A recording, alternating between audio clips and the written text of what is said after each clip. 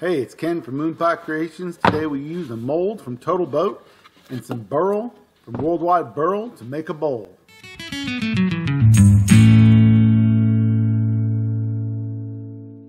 The first thing I need to do is spray the silicone mold with some release agent.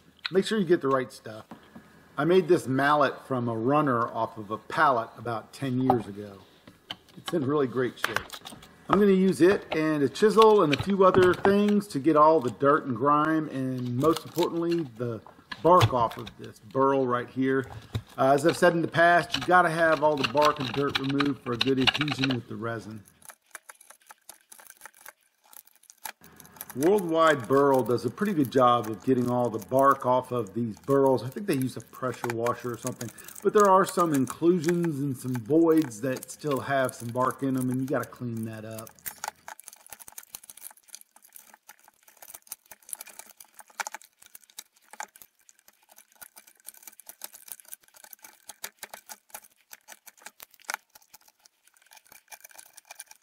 So the mold's about 13 inches across, so I'm going to need 2 pieces from this burl. Don't worry, I won't throw away what's left. I'll use it in some other project or make some pen blanks out of it or something. And everything goes to use, nothing goes to waste. Next thing I do is take it over to the 14-inch bandsaw and we'll go ahead and cut these out as close to the lines as possible, both pieces. Once these are cut out, I'm going to head back over to my mold and I'm going to place them in there. And then I was going to start off with just a light green for this, but then I had to change my plans as I poured the resin in, and you'll see why. What I didn't show off screen is me deciding how much resin I would need by measuring the length, the average of the width, and the depth of it. So I came out to a certain specific amount, and again, you'll see that I miscalculated and didn't do enough in there. I've noticed that the Let's resin colors change color over time with the Total Boat.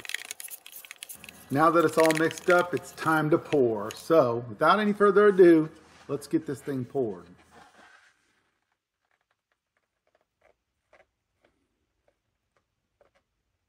This is thickset Fathom, but even with using that, you don't want to bring your resin up too high and dump it in too fast, and pour slow, because if not, bubbles will form. But luckily with Fathom, the bubbles kind of come out. And you'll notice right there that my pieces are starting to float, so I'll need to grab a couple of weights to put on there.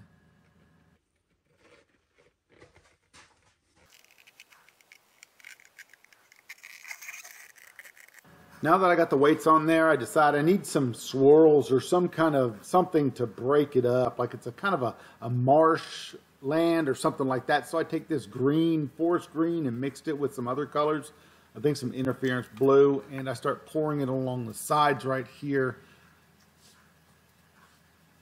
I ended up having to do one more pour, but the resin was a slightly different color than this, and that's what happens when you use 2 pours, but I think it comes out pretty good in the end.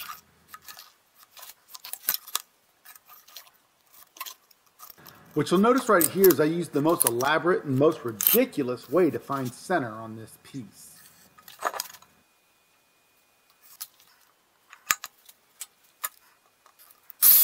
As I'm editing the video, I think it took me longer to find center and put this face plate on than it did to turn the whole entire project.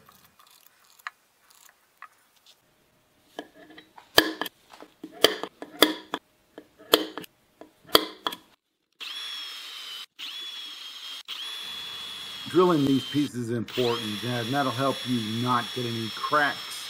But watch as I pull the drill bit out. You see that puff? I'm not really sure what that is. It happens when I hit the resin and pull out my drill bit.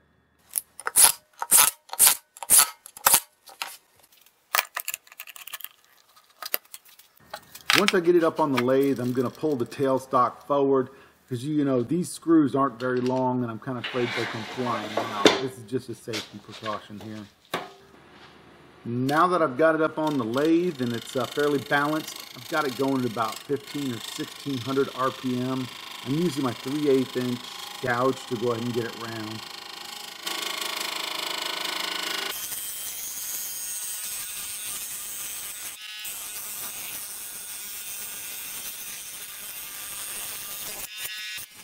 This maple burl was extremely hard to cut. I kept on having to sharpen my gouge and it just was a struggle. What you see me doing here is trying to establish a curve at the bottom. I'm going to go for somewhat of an OG style.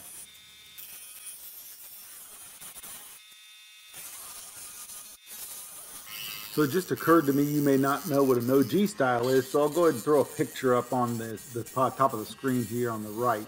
That'll show you what it's going to look like, the profile of it.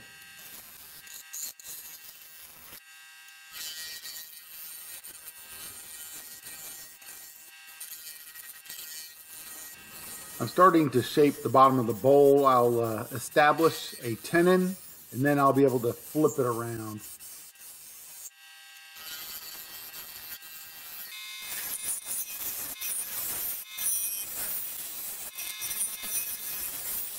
I use the detail tool just to establish the tenon.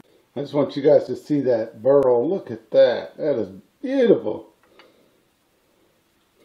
Maple burl. The other white meat. You'll notice I'm still using that 3/8 inch gouge. That is my favorite tool to use. And I'm starting to establish that OG look that I showed you earlier. If you've seen any of my videos, I normally use a Forstner bit to hog out the center of the bowl and then start peeling away from there. Don't ask me why I didn't on this one. I just didn't want to take a chance of putting the Forstner bit through the bottom of this one. I was really starting to struggle cutting this hard maple here, so what I did is I grabbed my woodpecker carbide cutter, and you see I'm doing it right there, but the insert's a little bit dull, so I'm going to stop in a few minutes and I'm going to change that insert out and it'll cut a lot better. I went ahead and slowed this part down just so you can see how much better it cuts. You can see that streaming off, the resin's in ribbons, and so's the wood, so that's a much better cut right there.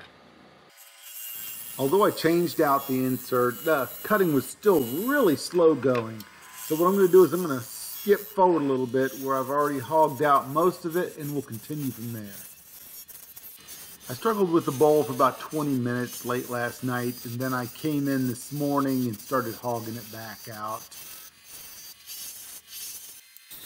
Believe it or not, about this time I'm starting to see the light at the end of the tunnel, and I've gotten it down to a good thickness, and it's even a little bit easier to cut now.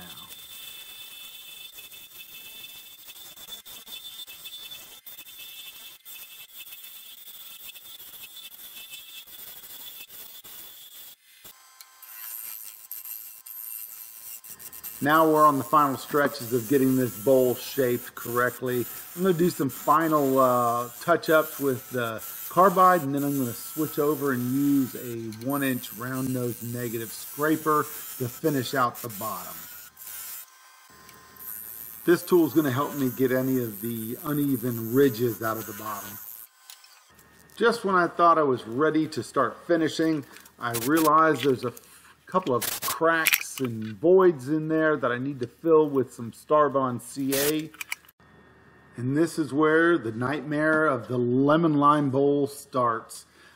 I sand this thing up to about 800 grit. Took about an hour and 45 minutes or so. I do some sanding sealer on this and then I let it dry. And right after that, my camera went out, so it did not catch me doing the finish, but it didn't come out very well. It had streaks and all that in it, so I sanded it all off right here. And I decided to do a resin finish, thinking that that would be the great thing to do. I put on the first coat, and it really dimpled out and spread away from the wood, so I'm not really sure what happened. Sanded it down a little bit, put a second coat on, and it didn't take either. So what did I do? I decided to take it all down and do an OB Shine finish again to see if that works. Spoiler alert, it doesn't. Comes out streaking and just looking horrible again. So I decided to take it all down again, and this is me using axe paste to sand the wood really well. At this point, I'm not sure what I was thinking. I put more sanding sealer on there in preparation of putting another finish on.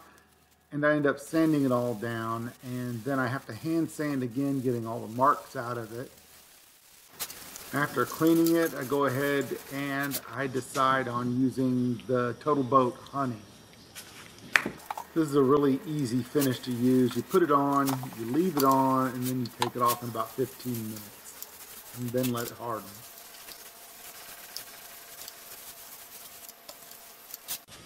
Man, you can't tell me that's not sexy. Look at that burl. That's some beautiful wood right there. After the Total Boat Honey, I used wax from Axe, and it really made the sheen pop out. Now, I know you thought we were done, but we still have the back of the bowl to do, and we're going to use the coal jaws. We've got the extenders on there, so this bowl reaches about 11.5 inches.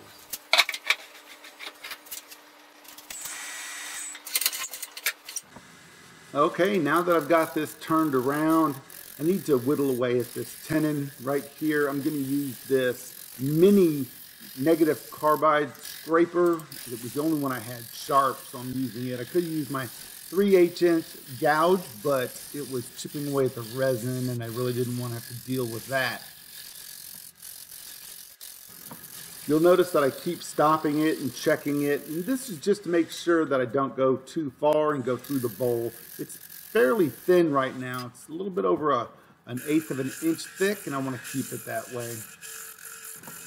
As I pulled back the tailstock and got the little nub off of there, I ended up stopping the lathe and checking it out after that, and I found a little crack in the bottom that is probably because it was inside the wood and burl splits. You can see me messing with it right there. I'm checking to see how thin the bottom is also. I've noticed that Star Bond is very versatile. I use it for cracks, filling voids. I even use it to glue stuff together in the shop. So I really enjoy this stuff. They've been a long time supporter of the channel too. I decided to put it back up on the lathe for one last pass, and this is always where the destructiveness happens, where I get a catch or something like that. But this one worked well, so I went ahead and moved on to sanding. Sanded this thing up to about 800. I noticed a little bit of tear out, so I'm going to add some sanding sealer that helps pop the grain up. And then I'm going to re-sand it from 80 all the way to 800.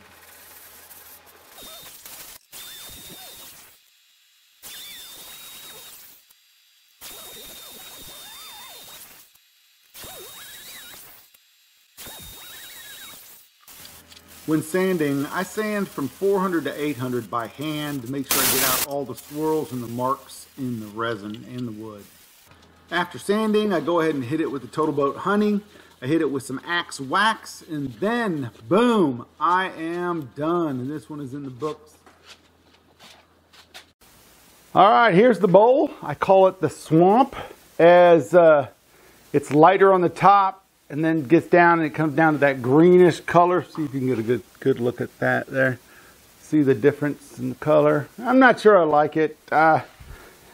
It was an expensive bowl to make. This burl was about $100, and I used about, I don't know, about $50 or $60 worth of resin, Total Boat resin, in fact. And this bowl is a maple burl. At the bottom, I was afraid it was going to get too thin, but it's not too thin. I'm going to put this up on my Etsy site. If any of you are interested, I'll put the link below. I did not put my logo on it. I'm sorry. I didn't want to try that and mess it up. So, no logo on it. Total Boat sent me something in the mail. They sent me this right here, which is a mold, a silicone mold. And they wanted me to try it out. And I'm going to have to tell you, I really enjoyed this. I did ask them if they had ones that were maybe taller, about 6 inches instead of 3. This thing's about 3 inches by, I think, 20, about 12 or 13. Have to measure that. Okay, 14 all the way across, so about almost 13 inches inside. Yep, 13 inches, isn't it? But this thing, it's really high quality, well made, and it really doesn't cost that much. I'll put a link there. Am I over here like this? What's going on here? Okay, let me scoot over and do this over again. It's very high quality. I like it. I'll use it again for something. I might make my clocks in these. Okay, I'm going to put the link for these down below. You may have been wondering where I've been at. I haven't really been putting out videos. I've been taking a lot of my older videos and making them into shorts. But I got promoted at work, and it is taking up a lot of time. And I'm doing a certification course that's about a year long, and I'm almost done with it. That's taking a lot of time, and I'm spending a lot of time with family. And what does this mean for this channel? I don't know. I think I'll be doing some other things than turning. This bowl right here sat on my lathe for damn near 2.5 months. I haven't had the time nor the gumption to get out here and turn something. That coupled with the way that YouTube's doing my channel by not letting me get any subscribers. I keep hitting over 73,000. They'll take away 200, 500, 600 subscribers. I'll get a good video and I'll get a whole bunch of subscribers from that video, and they'll take them away right away and then tell me it's not them. Shadow banning's been thrown at them and they get all upset, but I don't know what's going on with the channel. I know that I may be doing some different videos here. You've seen that I've done the review videos. Well, I've got a couple of non-turning videos that I want to do.